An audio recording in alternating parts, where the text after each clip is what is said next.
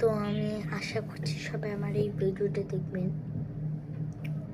But সবাই তো আশা করবেন না যে আমি এই ভিডিওটা কেন দেখতেছি, কেন আমি এই পুরো ভিডিওটা ক্যাপচার করে আপনাদের কাছে একটা মিডিয়াকে একটা মেসেজ দিতেছি। তো মেসেজটা দেওয়ার কারণ হলো,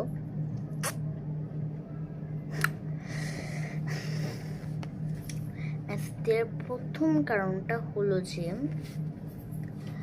মানে হচ্ছে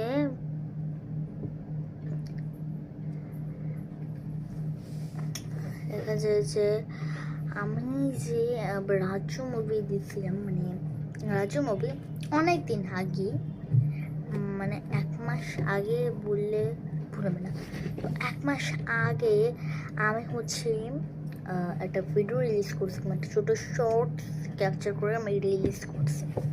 উপরে লিখছিল দ্য মুভি নেম এভাবে কিছু একটা লিখেছিল রাজ্য মুভি, ব্যাপারটা রাজ্য মুভি, নামটা কি রাজ্য।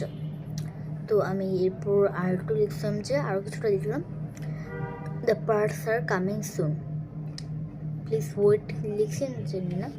তো এরকম একটা আমি শর্টস রিলিজ করছি। এখন দেখা যায় যে টাইমের যে একটা ব্যাপার আছে না, ওটা তো বলতে হবে।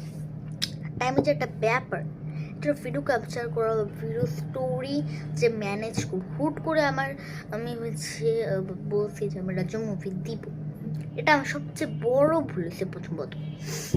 কারণ আমি যদি হুট করে দিই তাহলে তো দেখা যায় হুট করে যে দিলে কোনো কিছুই ভালোভাবে কিন্তু ম্যানেজ করা যায় না, তাই না?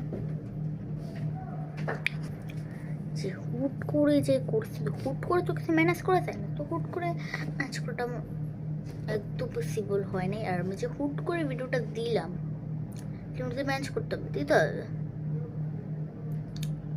তো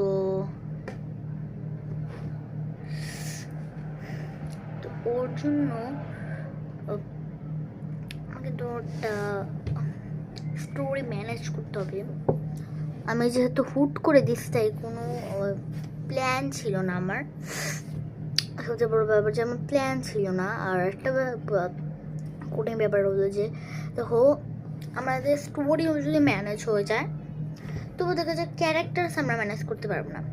ক্যারেক্টার্স কেন ম্যানেজ করতে পারি না? ম্যানেজ করলে মানে করাই যায় না বলতে গেলে। কেন ম্যানেজ করা যায় না? কারণ হচ্ছে সবচেয়ে বড় ব্যাপারটা হচ্ছে, কারণ আমাদের ফ্যামিলিতে করা যায় না, বিকজ অফ